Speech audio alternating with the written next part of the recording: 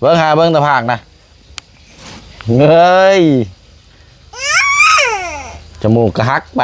ตะผากกระแตกโอ้มันใช้ก่อนจ่ายค่าน้ำและค่าไฟ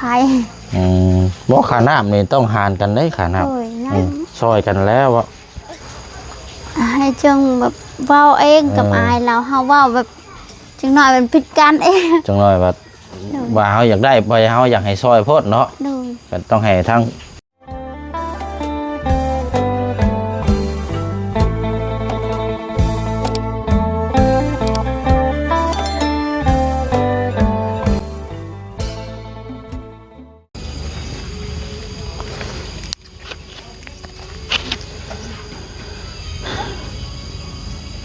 พี่น้องเนาะสบายดียามเศร้าอยู่ที่บ้านของทางพลักน้อยอีกคือเก่าคือเดิมเนาะเป็นจังใดเมื่อวานนี่ตอนแรกมาบ่ทวงบ่ทันบ่ได้เข้ามาหาซ้ำพี่น้องเลยมาเบิ่งก่อนมื้อนี้พี่น้องเนาะตื่นนอนแล้วบ่เอ้าโอ้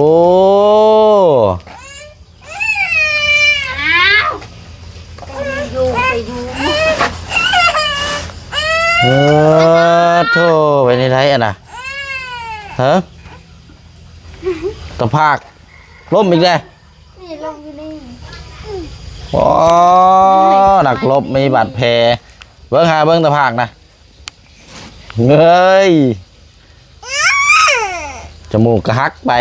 ตะภาคกระแตกล้มมันใช้ก่อเราไปไวไปไวแบบว่าย่างเล่นนะนี่เนาะ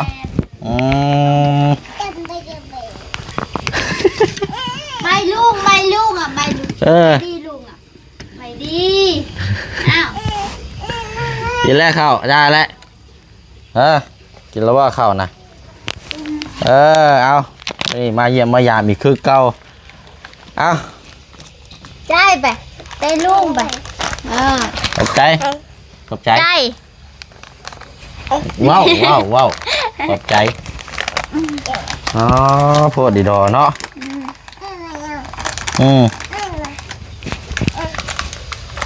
ให้แม่แกะว่านะคมฉลาดของเพิ่น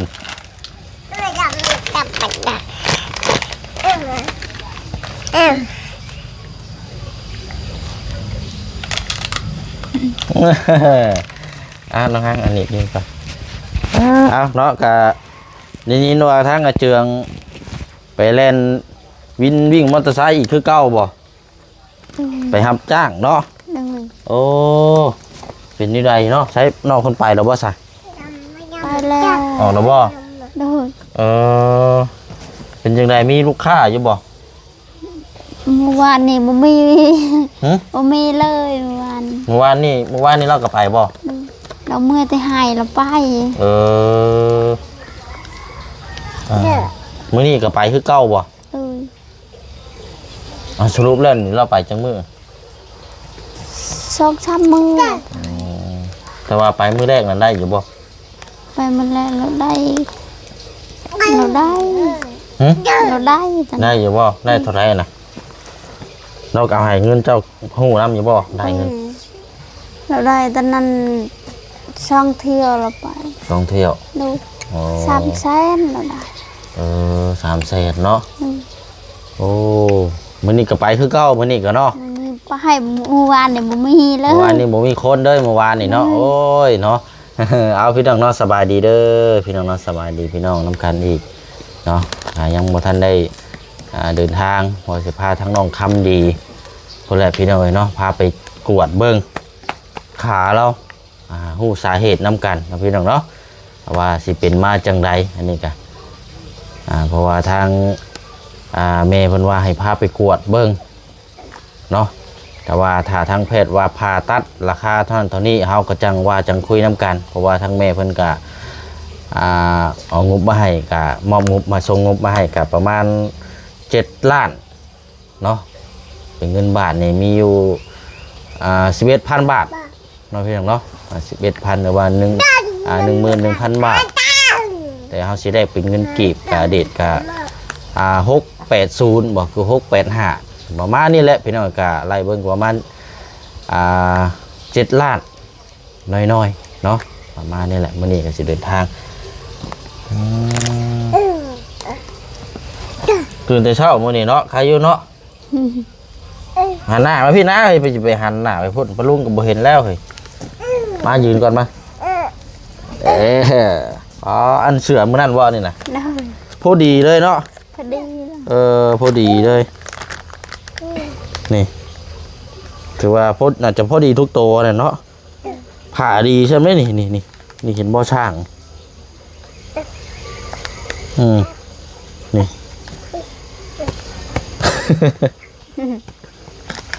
เอ้ยช่องยังขังแน่แท้ล่มเมื่อวานนี่ว่าคือเมื่อเช้านี่ ลมวาน เมื่อวานนี่ว่า ดู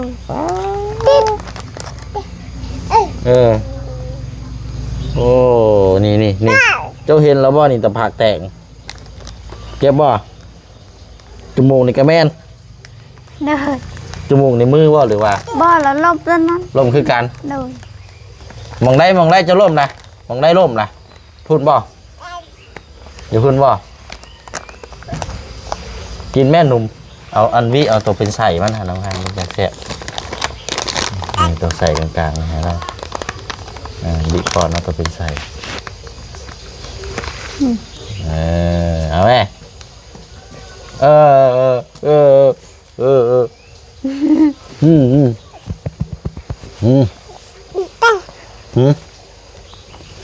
เอามั่มก่อนเอากินก่อนจังหน่อยบ่มีแห้งแลนจังหน่อยสิบ่มีแห้งล่มอีกเอามั่มกันมาเอง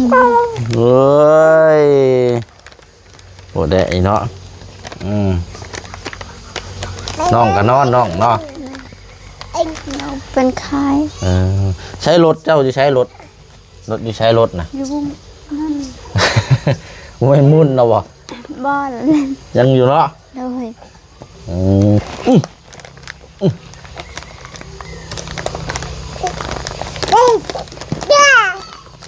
โอ้ผู้สาวมาเลยว่ะนี่เซ็ตผู้สาวมาอาบน้ำมาจักดอกนี่บ่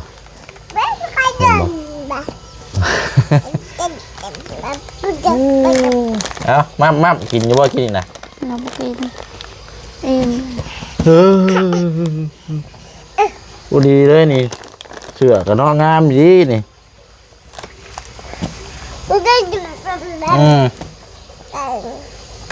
อันเจ้าได้สกินไหมแต่น้องห้างเข่า ข้าวเรากิน ฮะ กินแล้ว บ้านอันได้ยังสกินเข่า กินมีแต่ข้าว ไม่ได้เข้า ได้ โอ้ยเนาะพี่น้องไม่บอกแล้วเป็นท่านจะว่าเรื่องพักเรื่องหยากับช่างกินเมื่อไรพี่น้อง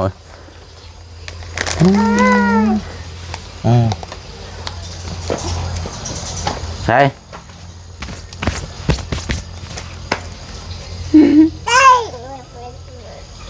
เมื่อไรจะว่ายังฮะเอากะทางช่วงนี้กะยังกระเจ้าก็มาอาบน้ำอยู่พี่อยู่เนาะแล้วก็เสียซอยกันเนาะเพราะอะไรเป็นเบาภาระ เราไปนั่นอยากขาชื่อเชียบไผ่เคียน้ำไปนะเอาห่านเฮ้ย เฮ้ย สั่งเห็ดแท้นี่ รักนะ ไอ้ ไปเจ็บแล้วนี่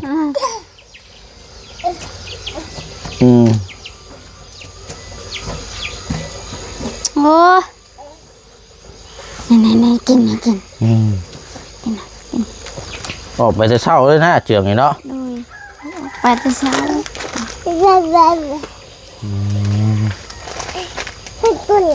ปะลุงเอาย่างอยู่ฮะมองได้ล่มนะพูดดีๆนี่เนาะแต่งโตยังเตะยังกินนี่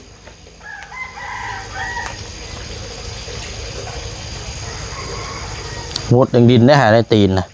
หลายชับเนาะ โดนลาย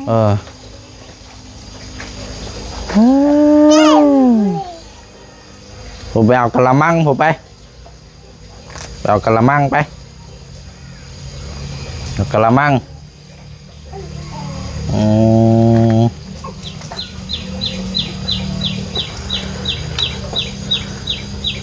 หน้าก็โรคไว้ดอแถวนี้ก็เนาะไม่ต้อง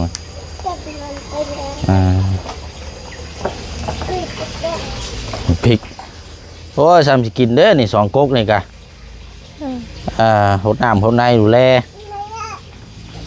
กัดแม่บังพริกเอาไปเรากัดเรากินแต่นั้น กินบ่ กินเราให้แล้ว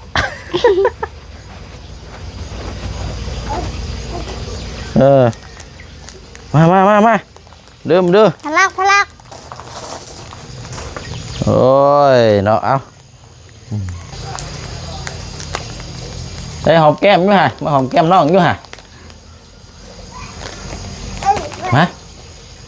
มาพี่ได้อย่างเด้บาดในมือนะฮะบางทิมมันนี่นะปลาก่อนมันเปื้อนนอนขาดดีนี่กับพี่น้องเนาะหน้าเห็ดมุยอยู่พอได้นี่แล้วเราก็พอได้อันนี้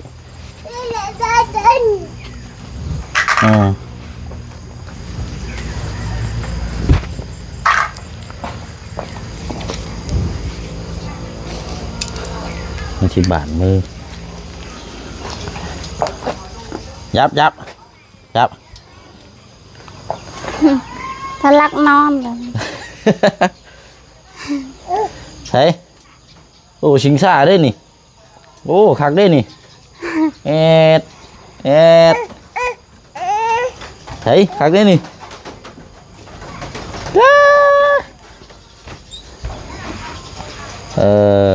เห็นว่าน้องนอนเห็นบ่มาวันนี้มาเห็นว่า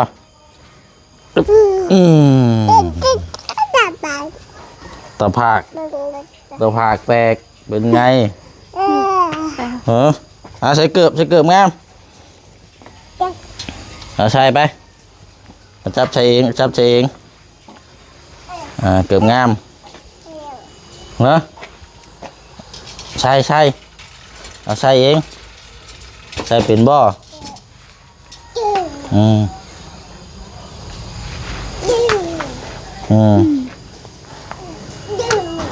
อายุโหดหมดตกพี่น้อยเอ้าลึกไปยังกันนะ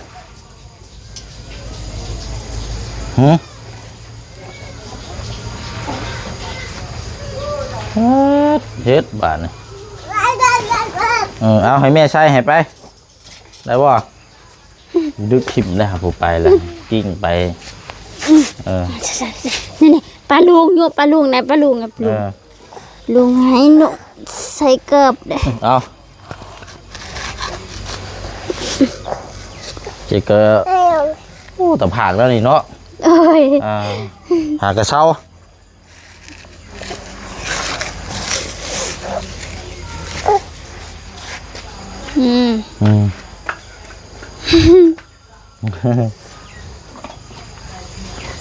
ใช้คักแล้วว่าวันนี้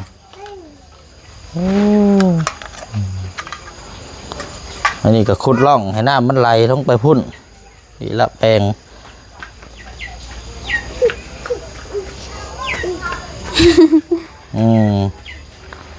ไปวันนี้ไปหาผู้สาวไป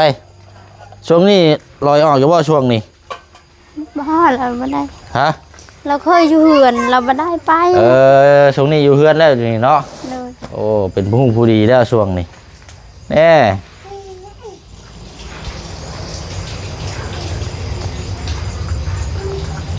แต่ก่อนนี่ลอยไปตลอดเนาะโอ้เดี๋ยวนี้ตีเฮือนเดี๋ยวนี้เนาะนี่เฮือนนะเพื่อน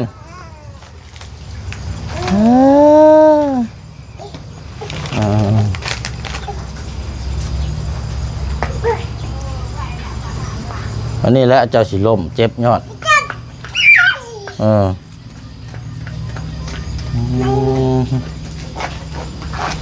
ลูกเมื่อเด้อลูกเมื่อเด้อ เดี๋ยวจังหน่อยก็ไปแล้วนี่ ว้าวอันน่ะเฮือนนี่เพิ่นเฮ็ดหยังก่อนน้องฮะ จักละบ่ เพิ่นมีหยังมีหมูมีหยังบ่ เราเยา ฮะ ล้าน เหยาบ่ เด้อ เหยาบ่คือฮีด เด้อเฮาไม่ทราบเป็นไข้เราอยากเยาคือกันยังบ่มีเงิน ไผเป็นไข้นะ ไม่ทราบอันนั้นโอเคลำเงิน คนในเฮือนน่ะบ่ เด้อ คนในเฮือนบ่สบายก็ได้สิเอาไปซื้อหมูมาเหยา เด้อนั่นแหละเฮาเฮ็ดเฮา โอ้ยเนาะคือบ่ไปหาหมอ ไปหาหมอแล้วเฮ็ดอันนี้ไปหาหมอไรนี่ยังเฮ็ดฮีด เฮ็ดฮีดแล้วละจังสิไปหาหมอได้ ดูคันเฮ็ดฮีดบ่แล้วก็หาหมอบ่ได้ อืมสร้างว่าแท้นี่พี่น้องไปหาหมอเลยนะแม่นบ่ได้ต้องไปหา โดยแบบ ต้องสี มัน ฮีด บ่ ก่อน เศร้ามันบ่เศร้าฮีด อื ฮีดของ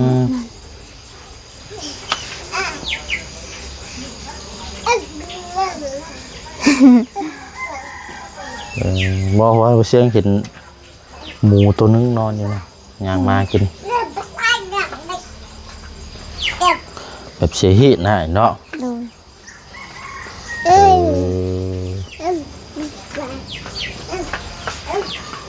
ทุกครอบครัวบ่แบบนี้ต้องเป็น โด เฮ็ด ยแบบนี้ ถ้าจะไปหาหมอก็ต้องเสียฮีดก่อนบ่ โดยแบบฮีดเราออกฮีดก็ต้องเฮ็ดฮีดแหละ อืม เฮ็ดฮีดไปหาหมอ ไม่ซึ่งเธอสมมุติเนาะแบบมันเจ็บไข้ป่วยแห้งอยู่ดอกเนี่ยก็ต้องเฮ็ดฮีดคือเก่า ดูเฮ็ดฮีดแหละ โอ้ แล้วเฮ็ดฮีด อายแบบทางลุงเฮาเจ็บกันนั่นก็คือกัน อืม แบบเฮ็ดฮีดก้อนแต่เราไปอยู่เวียก อันน่ะลุงเจ้าตอนที่ว่าเจืองพาไปตอนนั้นบ่ โดย ก็พาไปอันก็เฮ็ดฮีดคือกันเนาะ โดยเฮ็ดฮีดแล้วก็ไปอยู่เวียก อืม แล้วเฮ็ดฮีด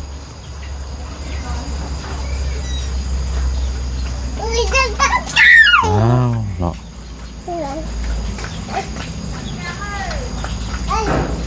มันเป็นหันเป็นนี่มันแบบมันนักก็ต้องเฮ็ดฮีดก่อนจึงสิไปได้ โดย โอ้ยเนาะแล้วใช้นมเด้กินแม่นมนะ หมดแล้วนม นมกินได้เบิดแล้ววะ โดยแล้วหมด นมกล่องเบิดแล้วบัดนี้เนาะ พอเราไปนั่นชื่อนมพลัก ยังบ่มีนมก็เลยเราไปนั้นมีนมพลักละเฮ็ดยามให้อีก อืมบ่มีนมกินซ้ำบัดนี้เนาะ เอ้ออ่า เป็นไงไปเล่นมา พอดีแล้วว่าเกิบเนาะ ก็ดีก็ อืม ใส่รองเท้า ก็จะเช้าเดี๋ยวเนาะได้จะคิวเดี๋ยวเด้เนาะเจืองเนาะ ชักเราโอ้ ไปมือแรกเนาะได้300,000นี่ก็โยธรรมดาแล้วก็ได้ซื้ออยู่สิกินแล้วก็ใช้จ่ายในครอบครัว อยากจ่ายค่าน้ำและค่าไฟ บ่ค่าน้ำนี่ต้องหารกันได้ค่าน้ โอ้ยนั่ ำซอยกันแล้วอะใส่หลายคนไม่ใช่ผู้เดียวชุมเจ้านะโน่ยังว่านั้นแล้วแต่ชุมเจ้าแล้วนี่ผมมาจากนั่นนี่ ให้จังแบบเว้าเองกับอายเราเฮาเว้าแบบจังหน่อยเป็นผิดกันเอง จังหน่อยว่าเขาอยากได้ไปเขาอยากให้ซอยโพดเนาะ ดู ก็ต้องให้ทั้งน้องรับพูดแล้วทั้งอันเจืองพูดแล้วว่ามันจังสิถูกต้อง เฮาเว้าบ่ได้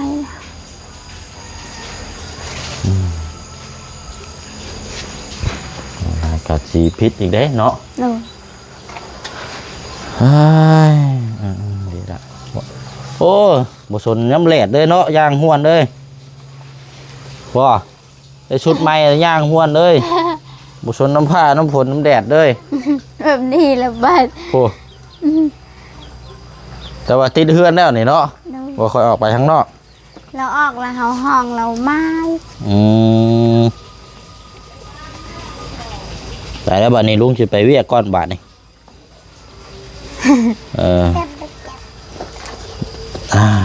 บ๊ายบาย บายดีลูกบายดีบายดีบายดีอ่ะ บายดีก่อน บายดีลุงอ่ะบายดีเด้อบายดีเด้ออ่ะ เอา บายดี หายไปเด้อแพน่ะเด้อ อ้าวบายดีบายดี ไปหายไปเด้อแพเด้อบ ายดีลุงบายดี มาจับมือจุดมาเอาไว้อะไรนะเอาไปใช้บาทนี่เด็ดขามบ่ได้บาทนี่เอาขามได้บ่ขามบ่ได้โอ้ ขามบ่ได้ไปแล้วเนาะไปพี่น้องเนาะมีแต่ว่าลำลาคือเก่าคือเดิมเนาะมาเยี่ยมยามถามข่าวนี่แหละผู้ห้องใช่เลยสีมือก็ได้กระแดได้ไปเนาะเดี๋ยวช่วงแรกจังมาเยี่ยมยามถามข่าวใหม่เนาะพี่น้องเนาะขอตัวเดินทางไปครับทั้งน้องคำดีก่อนบัดนี้พี่น้องเนาะพบเจอกันจังใดก็ติดตามเพื่อนน้ำกันเนาะมื้อนี้มีคำตอบเด้อเนาะเค้กของทางน้องคำดีเนาะฝากทางพ่อแม่พี่น้องกดติดตามแล้วก็กดไลค์กดแชร์เบิ่งน้ำกันเนาะพี่น้องเนาะบ๊ายบายเด้อพี่น้องเด้อเนาะบัดสุขสุขคนเนาะสบายดี